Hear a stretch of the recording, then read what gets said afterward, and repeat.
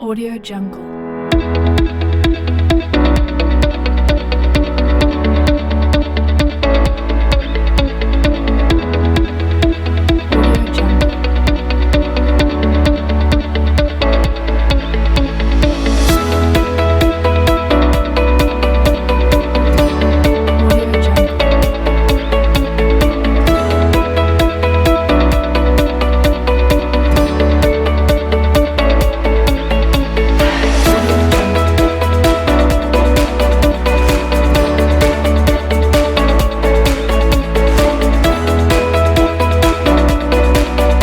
Jungle. Audio Jungle. Audio Jungle. Audio Jungle.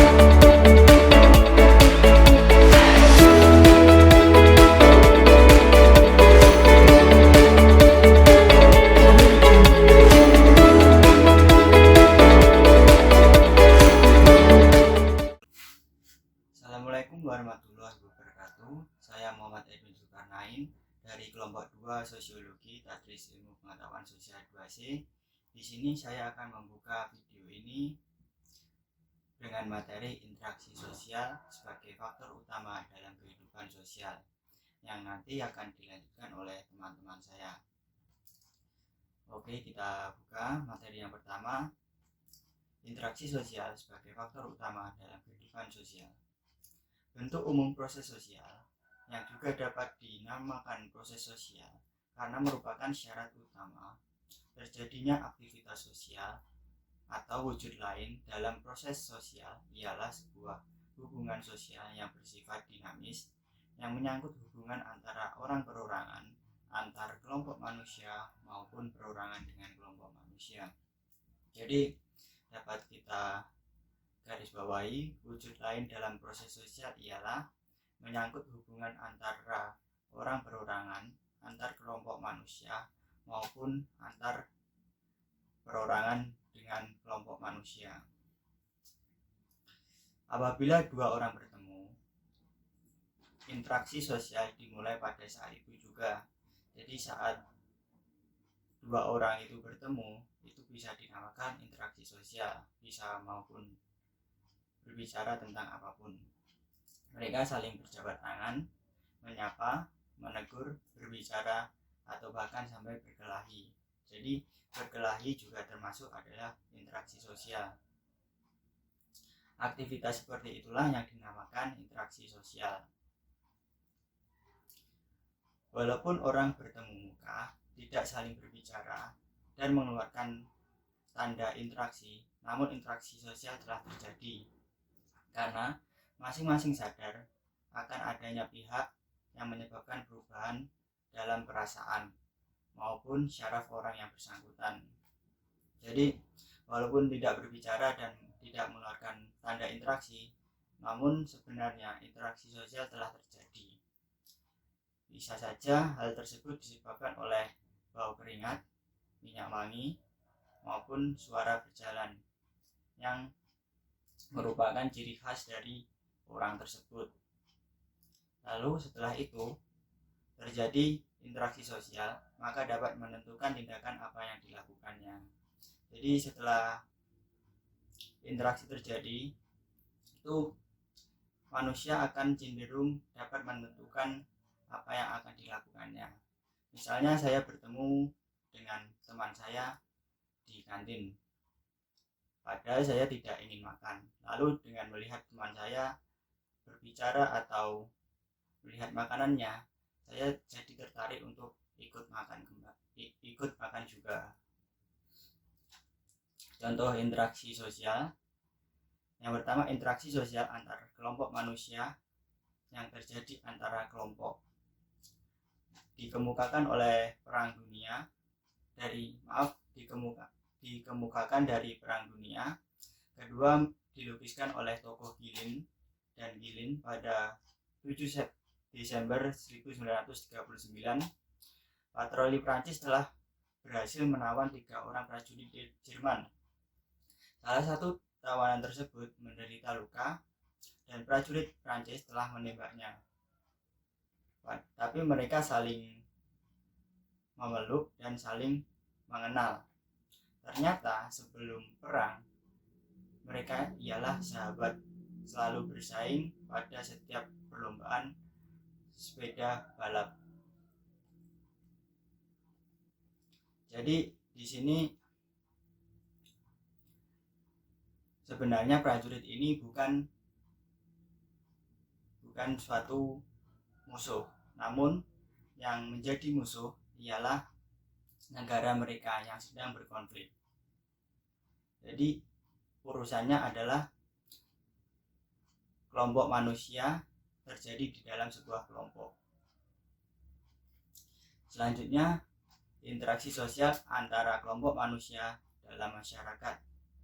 Interaksi tersebut lebih mencolok ketika terjadi perbenturan antara kepentingan perorangan dengan kepentingan kelompok. Misalkan di kalangan suku Indonesia berlaku suatu tradisi yang telah melembaga dalam diri masyarakat, bahwa dalam perkawinan pihak laki-laki diharuskan untuk memberikan mas kawin kepada pihak wanita.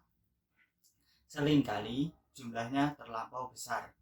Dasar adanya mas kawin tersebut antara lain berasal dari alam pikiran bahwa dengan berpisahnya wanita dengan keluarganya karena dibawa oleh suaminya,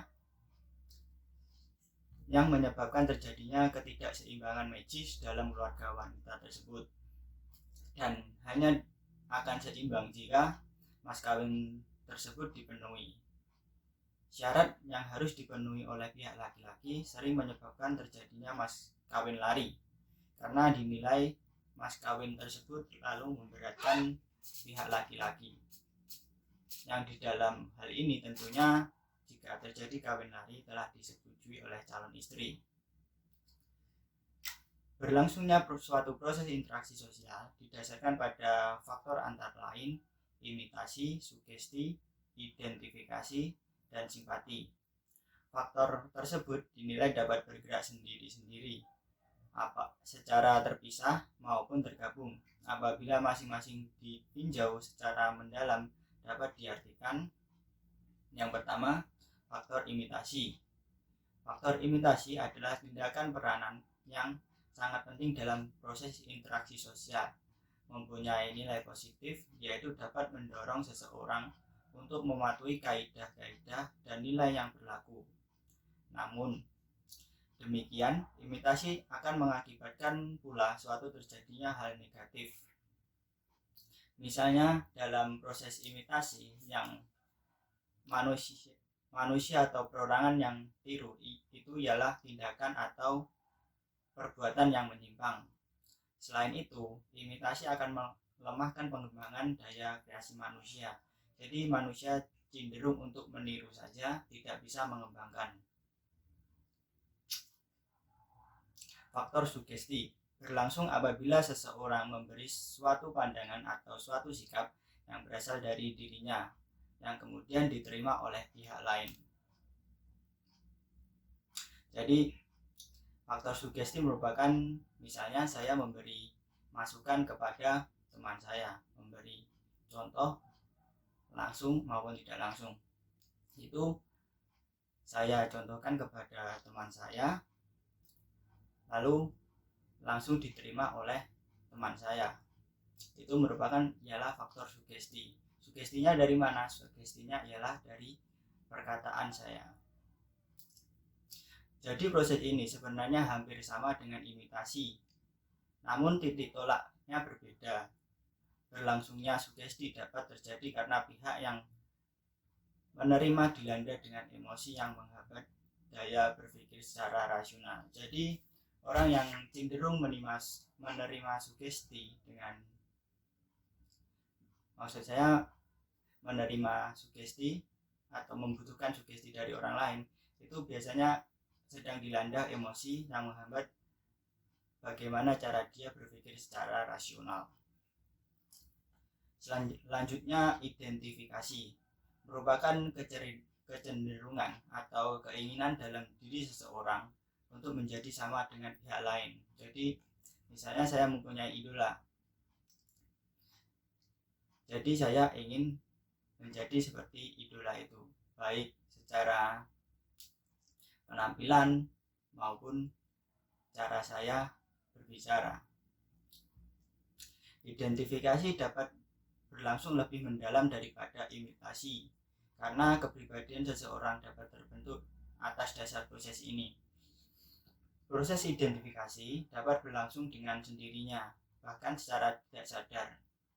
Jadi, proses identifikasi ini dapat berjalan dengan sendirinya dengan secara tidak sadar maupun dengan cara disengaja, karena memerlukan tipe-tipe ideal dalam proses kehidupannya. Walaupun dapat berlangsung dengan sendirinya, proses identifikasi berlangsung dalam suatu keadaan di mana seseorang beridentifikasi benar-benar mengenal dengan pihak lain yang menjadi idealnya, sehingga pandangan, sikap, maupun kaidah yang berlaku dalam pihak lain dapat melembaga, dan bahkan dapat dijiwai oleh seseorang yang mengidentifikasi orang lain. Proses simpati sebenarnya merupakan suatu proses di mana seseorang merasa tertarik pada pihak lain. Dalam proses ini, perasaan memegang peranan yang sangat penting. Jadi proses simpati itu sangat dipengaruhi oleh perasaan. Walaupun dorongan utama dalam proses simpati adalah keinginan untuk memahami pihak lain dan bekerja sama dengannya. Inilah yang menjadi perbedaan utama dalam identifikasi dengan identifikasi yang didorong oleh keinginan untuk belajar dari pihak lain yang dianggap kedudukannya lebih tinggi dan harus dihormati karena mempunyai kelebihan atau kemampuan tertentu yang dapat dijadikan contoh. Jadi kalau proses identifikasi itu, apa yang menjadi ideal itu merupakan seseorang yang kedudukannya bahkan kedudukan atau mempunyai status yang harus dihormati. Namun kalau proses simpati itu lebih dipegang oleh perasaan dan keinginan untuk memahami pihak lain untuk bekerja sama dengannya. Hal tersebut di atas merupakan faktor-faktor minimal yang menjadi dasar bagi berlangsungnya interaksi sosial. Walau di dalam kenyataannya, proses tadi sangat kompleks sehingga kadang sulit mengadakan pembedaan tegas antara faktor tersebut. Akan tetapi, dapatlah dikatakan bahwa imitasi dan sugesti terjadi lebih cepat, walau pengaruhnya kurang mendalam jika dibanding dengan identifikasi dan simpati yang secara relatif lebih lambat proses berlangsungnya. Jadi dapat disimpulkan bahwa proses imitasi dan sugesti itu cara berlangsungnya lebih cepat daripada identifikasi dan simpati. Namun jika dilihat dari impact atau efeknya, itu lebih mendalam identifikasi dan simpati. Mungkin itu yang dapat saya sampaikan mengenai materi yang pertama, akan dilanjutkan oleh teman-teman saya. Nama saya Yayu Binarsi. Saya mewakili dari kelompok 2 menyampaikan materi tentang syarat-syarat terjadinya interaksi sosial. Aktivitas interaksi sosial terjadi apabila dua orang itu saling bertatap muka, bersalaman, saling bercerita, bercakap-cakap. Nah, itu salah satu bentuk dari interaksi sosial. 2 syarat terjadinya interaksi sosial. Yang pertama, adanya kontak sosial. Yang kedua, adanya komunikasi. Jadi, kata kontak berasal dari bahasa Latin con atau cum yang artinya bersama-sama, dan tango yang artinya menyentuh. Jadi secara harfiah kata kontak adalah bersama-sama menyentuh. Kontak sosial dapat berlangsung dalam 3 bentuk, yakni yang pertama, antara orang perorangan. Kontak sosial ini apabila anak kecil mempelajari kebiasaan-kebiasaan di dalam lingkungan keluarganya. Nah, proses demikian terjadi melalui sosialisasi.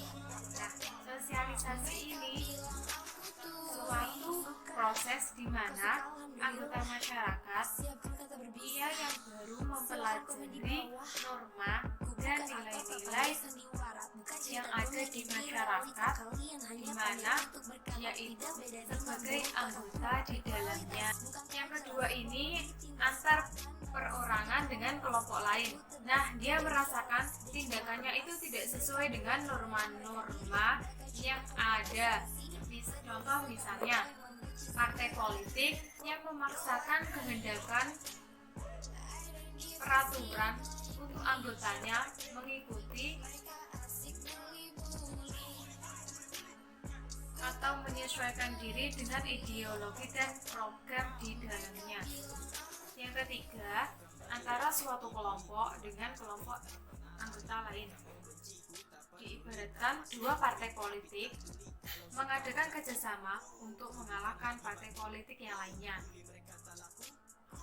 dalam pemilihan umum, ataupun bisa juga apabila dua buah perusahaan bangunan mengadakan suatu kontrak untuk membuat jalan raya, jembatan, dan lain sebagainya di suatu wilayah yang baru dibuka. Suatu kontak bisa bersifat primer dan sekunder. Nah, jadi kontak yang primer itu terjadi apabila yang mengadakan hubungan langsung itu melakukan tindakan ketemuan dan bertatapan muka langsung. Namun, sebaliknya kalau yang sekunder itu membutuhkan perantara. Interaksi sosial merupakan hubungan sosial yang dinamis, menyangkut hubungan antar individu, antar kelompok, maupun antar individu dengan kelompok. Nah, dua syarat terjadinya interaksi sosial itu yang pertama, adanya kontak sosial atau social contact yang dapat berlangsung dalam 3 bentuk, yaitu antar individu, individu dengan kelompok, antar kelompok. Nah, selain itu, suatu kontak dapat pula bersifat langsung maupun tidak langsung. Yang kedua, syarat yang kedua, adanya komunikasi, yaitu seseorang memberi arti pada perilaku orang lain, perasaan apa yang ingin disampaikan oleh orang tersebut sebagai bentuk kita setelah melihat tingkah lakunya. Orang yang bersangkutan kemudian memberi reaksi terhadap perasaan yang ingin disampaikan oleh orang tersebut. Assalamualaikum warahmatullahi wabarakatuh. Perkenalkan, nama saya Nurul Mufidah Istiqomah dari kelas Tadris Ilmu Pengetahuan Sosial 3C. Baik, di sini saya akan membahas mengenai bab kehidupan yang terasing. Jadi, apa itu pengertian dari kehidupan yang terasing? Kehidupan yang terasing merupakan suatu bentuk yang menunjukkan adanya kehilangan kontak antara orang lain maupun dengan kelompok. Memang benar, seseorang tersebut masih bisa melakukan suatu tindakan, tetapi ia tidak bisa berhubungan baik dengan orang lain karena ada keterbatasan jarak dan keterbatasan material yang diciptakannya. Seseorang tersebut tidak bisa mengungkapkan pesan, keinginan, pendapatnya karena mungkin memang pendapat dan keinginannya pun juga terbatas, mengingat pendapat dan keinginan seseorang juga dipengaruhi oleh adanya interaksi sosial dengan orang lain. Nah, bagaimana dengan seseorang yang tidak mau berbaur dan berinteraksi dengan banyak orang? Mereka itu disebut atau diartikan sebagai orang yang hidup dalam sebuah keterasingan, karena memang mereka nilai-nilai sosialnya pun juga sangat terbatas. Mereka sering berbicara dengan dirinya sendiri dan berbicara dengan sedikit orang. Lalu ada beberapa pengertian mengenai kehidupan yang terasing oleh Suryono Sukanto dalam buku sosiologinya pada tahun 1985. Di antaranya, yang pertama, keterasingan yang memang secara fisik ia dijauhkan dari orang-orang di sekitarnya, dari lingkungan di sekitar ia tinggal. Nah, dalam lingkungan sekitar kita, dalam kehidupan kita, kasus seperti ini kita jumpai pada diri seorang Tarzan sebagai contohnya. Kenapa? Karena memang ia dari kecil memang jauh dari kehidupan sosial di sekitarnya. Ia sejak usia masih dini sekali ia hidup bersama hewan-hewan dan tumbuh-tumbuhan. Jadi tidak heran jika tingkah lakunya, perilakunya memang menyerupai hewan, padahal secara fisik ia sama seperti manusia. Namun tumbuh kembangnya tidak jauh berbeda dengan seekor hewan. Perbedaan keterasingan yang kedua menurut Suryono Sukanto ialah keterasingan yang disebabkan karena cacat pada satu inderanya. Misalnya seseorang yang dari kecil ia mempunyai keterbatasan fisik seperti buta maupun tuli, sehingga mereka merasa terasing dari lingkungan di sekitar tempat ia tinggal. Nah, interaksi sosial sebagai bentuk dari adanya sebuah komunikasi membutuhkan sarana atau media. Dengan keadaan mereka yang punya kebutuhan khusus seperti buta dan tuli, pesan yang akan disampaikan orang lain pun akan terhambat darinya, sehingga banyak dari mereka yang merasa minder karena tidak bisa berinteraksi dengan orang di sekitarnya, sehingga tugas kita sebagai sesama manusia, kita memotivasi mereka yang punya keterbatasan fisik.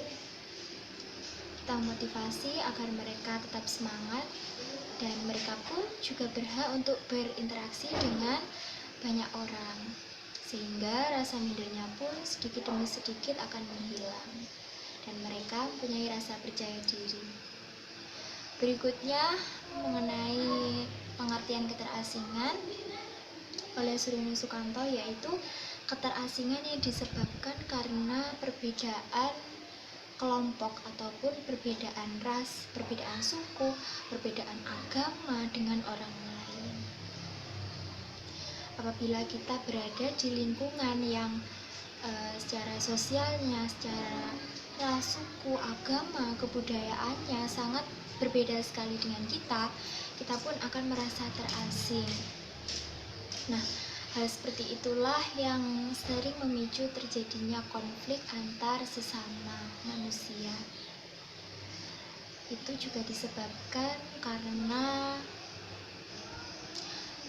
sebuah norma-norma yang dipegang oleh masyarakat tertentu dalam daerahnya, sehingga itu pun juga akan menimbulkan sebuah keterasingan bagi diri kita yang mungkin memang secara agama, secara kebudayaannya memang jauh berbeda dengan kita.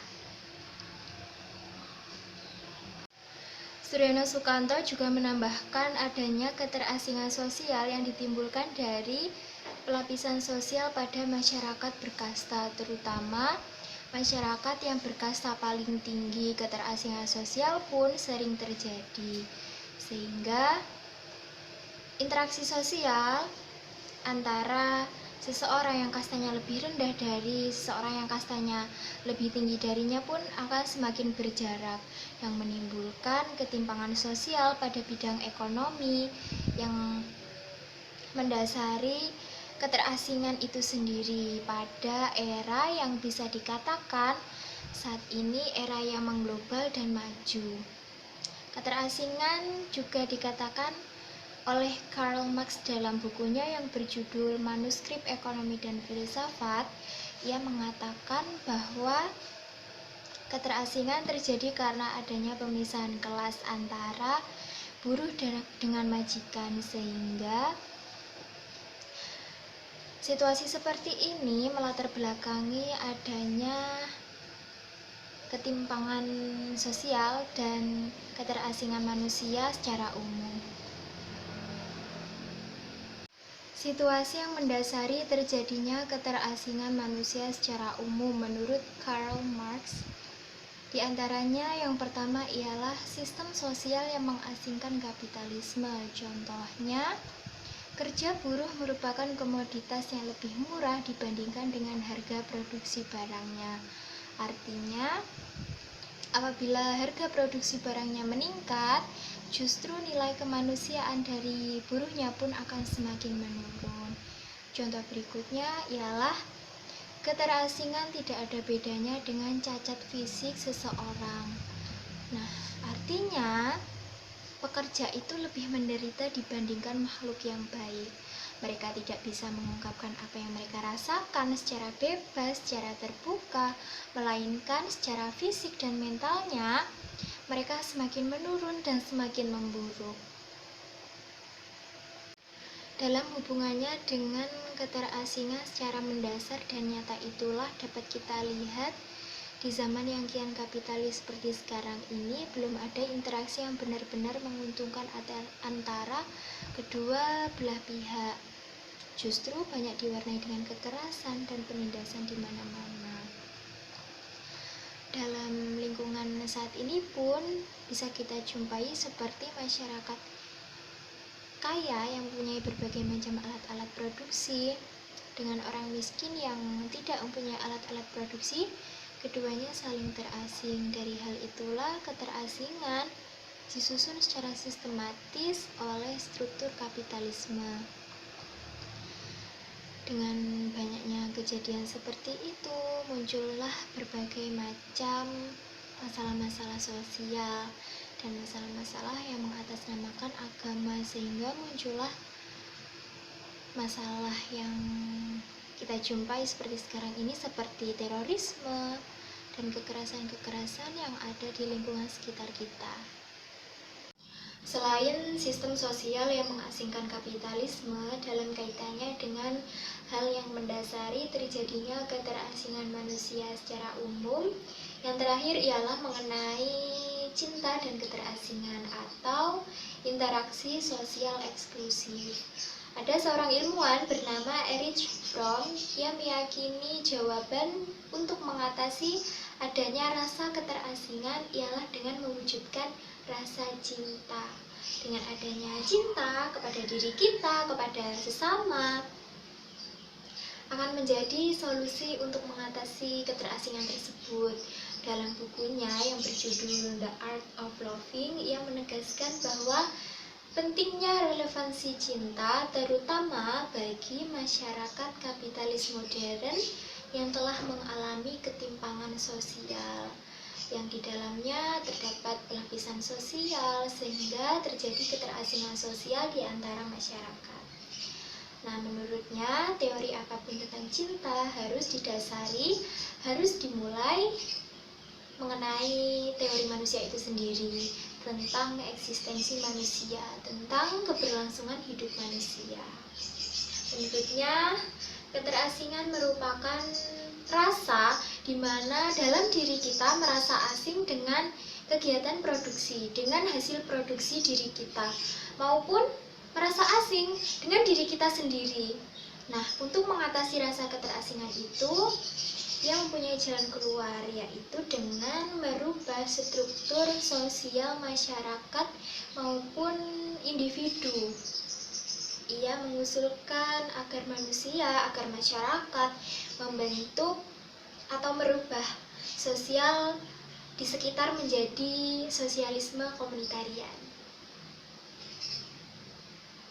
Sosialisme komunitarian ialah keadaan di mana masyarakat yang dalam setiap individunya terjalin hubungan yang dilandaskan rasa cinta.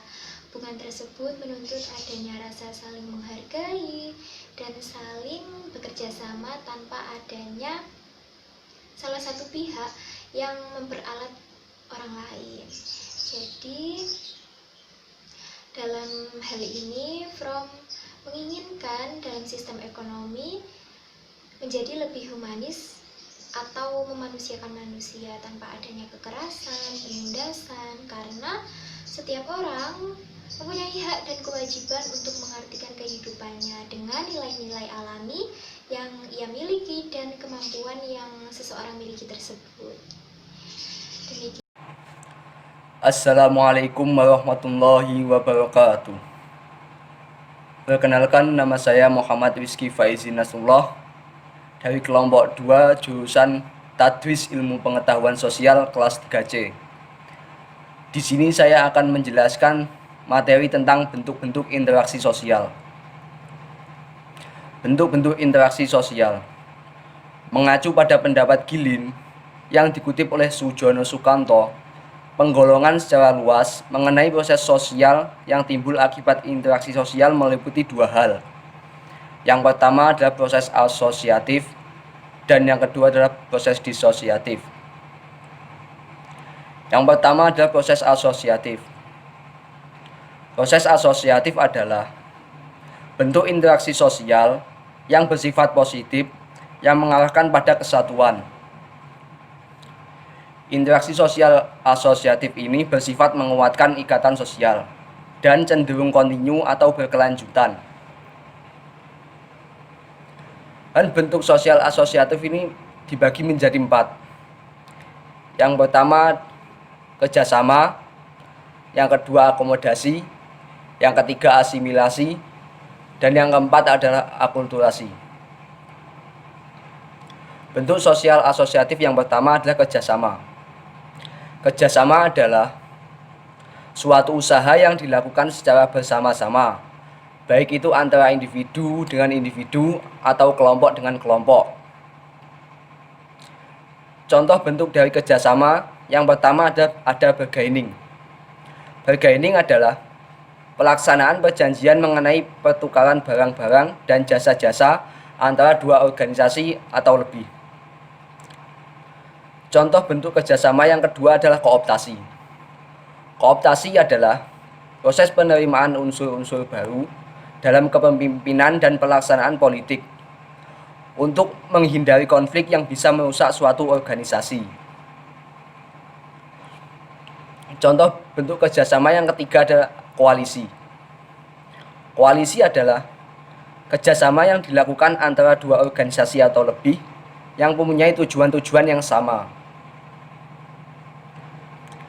Dan bentuk sosial asosiatif yang kedua adalah akomodasi. Akomodasi adalah sebuah cara yang dilakukan guna menyelesaikan suatu masalah atau pertentangan tanpa harus menghancurkan pihak lawan.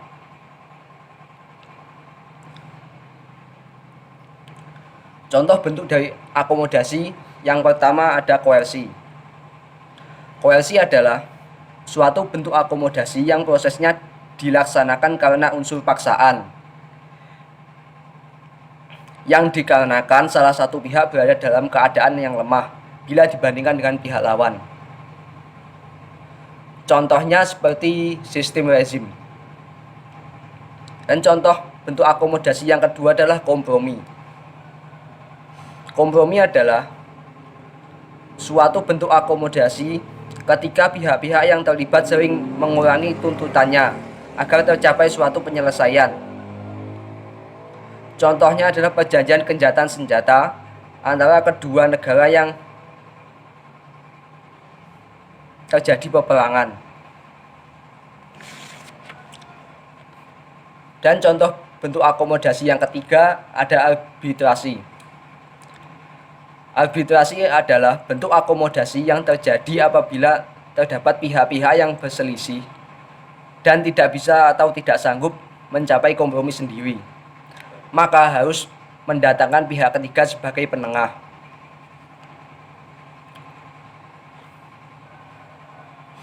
Bentuk proses asosiatif yang ketiga adalah asimilasi. Asimilasi adalah percampuran dua kebudayaan yang melebur dan menjadi suatu kebudayaan baru. Contoh dari asimilasi, misalnya gaya dalam berpakaian. Dahulu, wanita sehari-hari hanya menggunakan kebaya, akan tetapi sekarang kebaya hanya digunakan di waktu-waktu tertentu. Dan proses asosiatif yang keempat ada akulturasi. Akulturasi adalah penerimaan segala unsur-unsur baru yang menjadi suatu kebudayaan baru tanpa menghilangkan unsur budaya yang lama.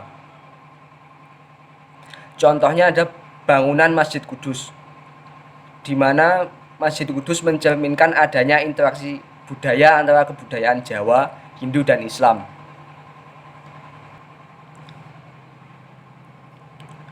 Contoh bentuk dari akomodasi yang pertama ada koersi. Koersi adalah suatu bentuk akomodasi yang prosesnya dilaksanakan karena unsur paksaan, yang dikarenakan salah satu pihak berada dalam keadaan yang lemah bila dibandingkan dengan pihak lawan. Contohnya seperti sistem rezim. Dan contoh bentuk akomodasi yang kedua adalah kompromi.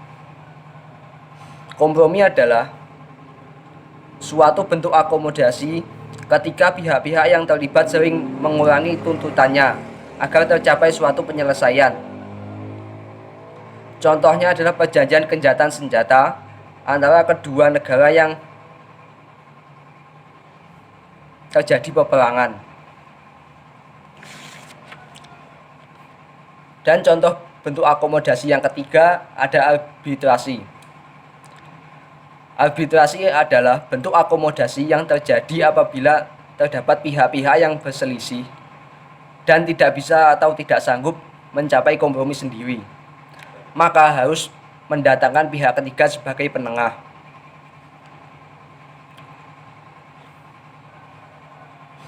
Bentuk proses asosiatif yang ketiga adalah asimilasi. Asimilasi adalah percampuran dua kebudayaan yang melebur dan menjadi suatu kebudayaan baru. Contoh dari asimilasi, misalnya gaya dalam berpakaian. Dahulu, wanita sehari-hari hanya menggunakan kebaya, akan tetapi sekarang kebaya hanya digunakan di waktu-waktu tertentu.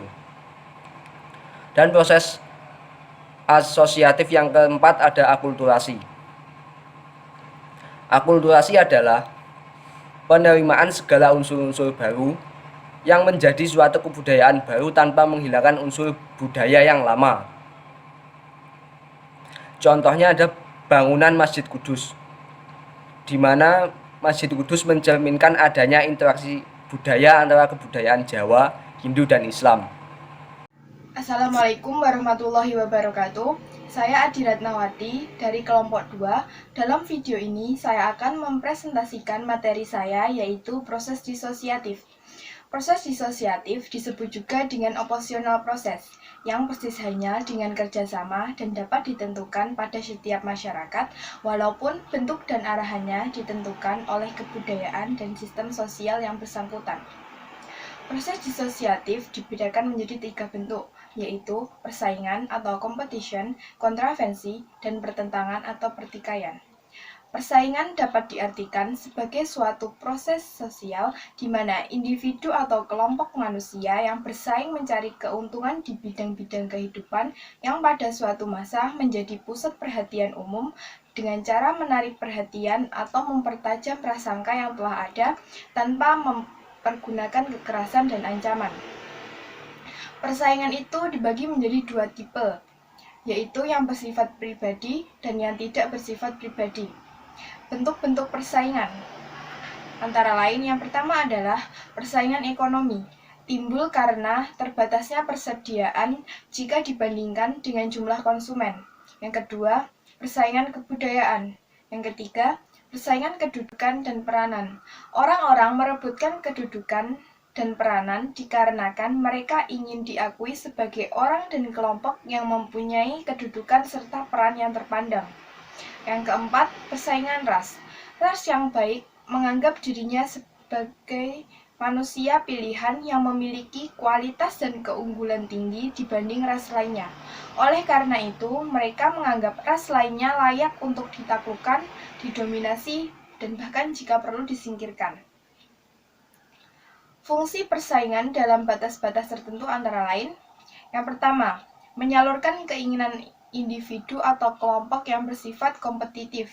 Yang kedua, sebagai jalan di mana keinginan, kepentingan, serta nilai-nilai yang pada suatu masa menjadi pusat perhatian tersalur dengan baik oleh mereka yang bersaing. Yang ketiga, sebagai alat untuk mengadakan seleksi atas dasar seks dan seleksi sosial. Yang keempat, sebagai alat untuk menyaring warga golongan karya untuk mengadakan pembagian kerja. Akibat persaingan mungkin saja bersifat asosiatif maupun disosiatif. Akibat disosiatif dapat menjadi pertentangan dan pertikaian. Hasil persaingan terkait erat dengan berbagai faktor. Antara lain adalah kepribadian seseorang. Apabila persaingan dilakukan dengan jujur, maka akan mengembangkan rasa sosial dalam diri seseorang. Kemajuan persaingan akan mendorong seseorang untuk bekerja keras dan usaha individu akan mengalami kemajuan. Solidaritas kelompok. Selama persaingan dilakukan dengan jujur, solidaritas kelompok tidak akan goyah. Disorganisasi. Perubahan yang terjadi terlalu cepat dalam masyarakat akan mengakibatkan disorganisasi pada struktur sosial. Disorganisasi. Perubahan yang terjadi terlalu cepat dalam masyarakat akan mengakibatkan disorganisasi pada struktur sosial. Kontravensi. Kontravensi merupakan bentuk proses sosial yang berada antara persaingan dan pertentangan atau pertikaian. Kontravensi merupakan sikap mental yang tersembunyi terhadap orang-orang lain atau terhadap unsur-unsur kebudayaan golongan tertentu. Bentuk-bentuk kontravensi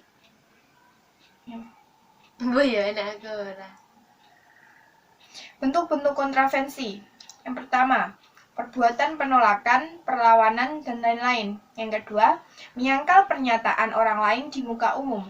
Yang ketiga, melakukan penghasutan. Yang keempat, berkhianat. Dan yang terakhir adalah mengejutkan lawan, dan masih banyak lagi. Tipe-tipe kontravensi menurut Von Wyss dan Becker.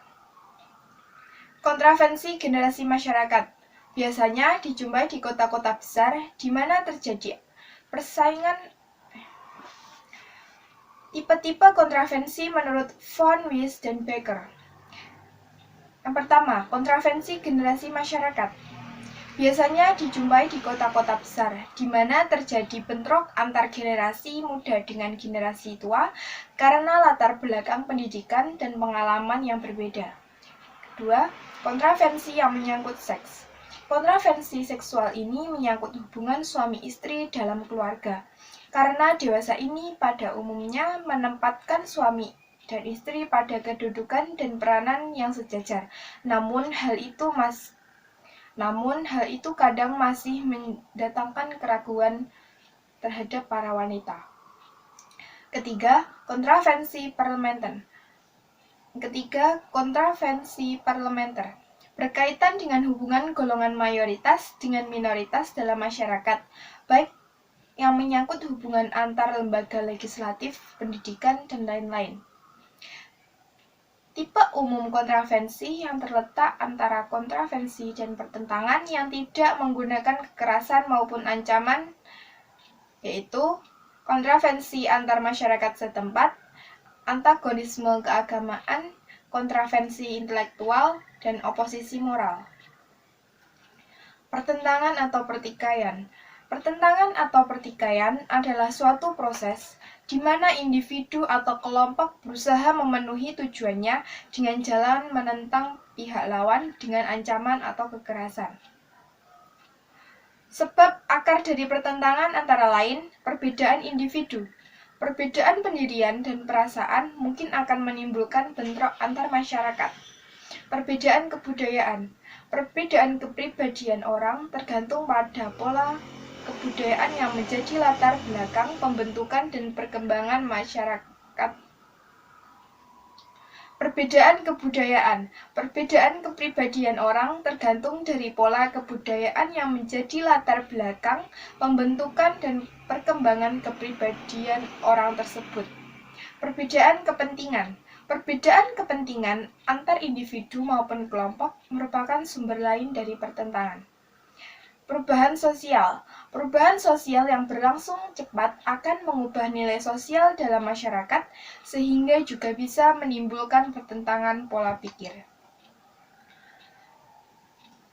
Pertentangan yang menyangkut suatu tujuan, nilai atau kepribadian bisa juga bersifat positif, sepanjang tidak berlawanan dengan pola hubungan sosial di dalam struktur sosial tertentu. Masyarakat biasanya mempunyai alat tertentu untuk menyalurkan benih permusuhan. Dalam ilmu sosiologi, alat tersebut dinamakan safety valve institution yang menyediakan objek-objek tertentu sehingga mengalihkan perhatian pihak yang bertikai ke arah lain. Bentuk-bentuk pertentangan antara lain adalah pertentangan pribadi. Biasanya terjadi antara dua orang yang sudah saling tidak menyukai saat awal perkenalan, maka akan timbul rasa benci. Pertentangan rasial biasanya terjadi karena para pihak menyadari perbedaan antar mereka. Misalnya, pertentangan antara orang negro dan orang kulit putih di Amerika Serikat. Pertentangan antar kelas sosial pada umumnya disebabkan oleh perbedaan kepentingan. Pertentangan politik. Pertentangan ini menyangkut golongan suatu masyarakat maupun negara yang berdaulat. Pertentangan yang bersifat internasional disebabkan karena perbedaan kepentingan yang kemudian merembes ke dalam kedaulatan negara. Akibat dari bentuk pertentangan. Yang pertama, tambahnya solidaritas in-group atau mungkin sebaliknya yang terjadi, yaitu golongan persatuan antar kelompok, perubahan kepribadian, akomodasi, dominasi, dan takluknya suatu pihak tertentu. Terima kasih atas perhatiannya. Bila ada kurang lebihnya, saya mohon maaf. Wassalamualaikum warahmatullahi wabarakatuh.